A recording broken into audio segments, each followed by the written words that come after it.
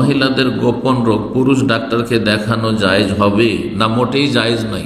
একমাত্র যদি নিরুপায় হয়। নিরুপায় কখন? এক্ষেত্রে আলমারা বলেছেন প্রথম দেখতে হবে মুসলিম মহিলা ডাক্তার মহিলাদের চিকিৎসার জন্য, বিশেষ করে যদি গোপন রোগের চিকিৎসা হয়। জি, এই জন্য গাইনি হবে পুরুষ কেউ, এটা জায়েজ নাই। কেন পুরুষ গাইনি হবে? গাইনি হবে মহিলা, কারণ মহিলা বিশেষজ্ঞ, মহিলা রোগ বিশেষজ্ঞ। তো এই স্পেশালিস্ট হওয়া জায়েজ নাই। প্রথম তলাশ করতে হয় মুসলিম মহিলা চিকিৎসক খোঁজ করতে হবে।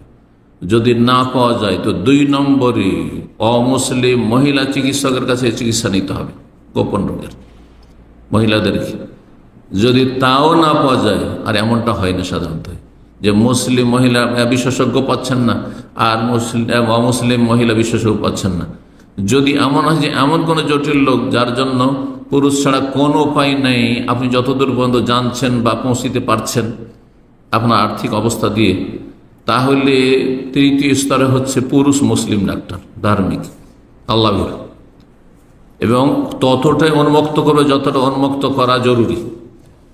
যদি তাও না পাওয়া যায়, শেষ হচ্ছে অমুসলিম পুরুষ। তাহলে মুসলিম পুরুষ বা অমুসলিম পুরুষ 3 নম্বর 4 নম্বরে তাদের স্তর। নিরুপায় না হলে এক কথায় মহিলারা যাবে চিকিৎসা করাতে পুরুষ ডাক্তারের কাছে, এটা হারাম। হ্যাঁ, মহিলা যাচ্ছে দাঁতের চিকিৎসার জন্য পুরুষ ডাক্তারের কাছে, অথচ মহিলা ডাক্তার আছে, জায়েজ নেই, হারাম, গুনাহগার।